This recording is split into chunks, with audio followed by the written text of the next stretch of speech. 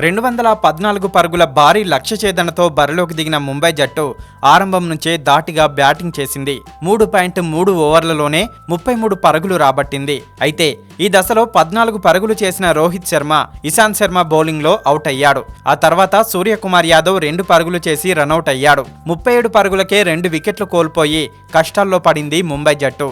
16 బంతుల్లో 4 ఫోర్లు, ఓ 6తో 27 పరుగులు చేసిన డీకాక్, ఇషాంత్ శర్మ బౌలింగ్లో బౌల్ట్కు క్యాచ్ ఇచ్చి అవుట్ అయ్యాడు. ఆ తర్వాత పొలార్డ్, యువరాజ్ కలిసి 4వ వికెట్కు 50 పరుగుల భాగస్వామ్యం నెలకొల్పారు. అయితే సాధించాల్సిన రన్ రేట్ పెరిగిపోవడంతో భారీ షాట్కు ప్రయత్నించిన పొలార్డ్ 21 పరుగులు చేసి అవుట్ అయ్యాడు.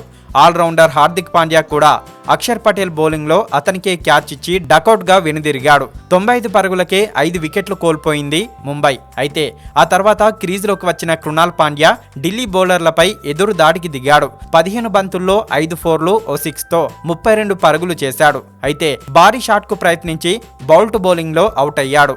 బెన్ కట్టింగ్ 3 పరుగులు చేసి అవుట్ అయ్యాడు. చాలా రోజుల తర్వాత క్రీజులోకి వచ్చిన యువరాజ్ సింగ్ తన ఆట తీరుతో ఆకట్టుకున్నాడు. స్వేచ్ఛగా సిక్సర్లు బాదిన యువీ మునపటి యువరాజ్ను గుర్తు తెచ్చాడు. 33 బంతుల్లో 5 ఫోర్లు, 3 సిక్సర్లతో హాఫ్ సెంచరీ నమోదు చేశాడు యువరాజ్. ఐపీఎల్ కెరీర్లో ఇది అతనికి 15వ హాఫ్ సెంచరీ.